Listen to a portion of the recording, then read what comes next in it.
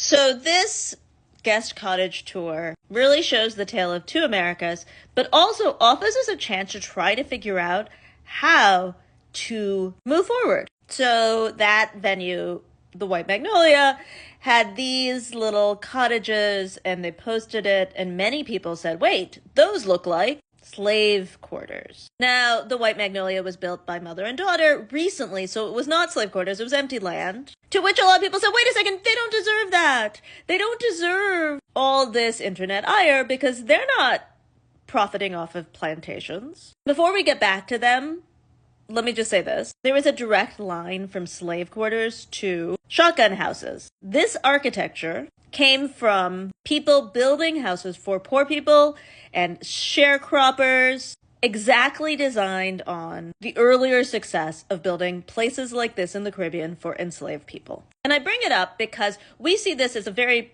American style of architecture. And it highlights how much slavery is embedded into American life. But it also highlights how, historically, because we have spent so much time erasing slavery, lots of times people don't even realize. And that takes me to this place. Because we live in a culture where we have erased slavery and worked so hard not to talk about it and to tell people to get over it without actually dealing with it. When somebody puts together a beautiful space and then they say they want the old-fashioned charm, and, it looks like a cute place for someone to get married, especially if you're a group of someones who have not had enslavement or being owned as a human being as part of your family history. And while I really hope that the people who own this and the people who work there aren't getting menaced, I do hope a lot of the people who are watching videos like mine talking about this hear what this kind of architecture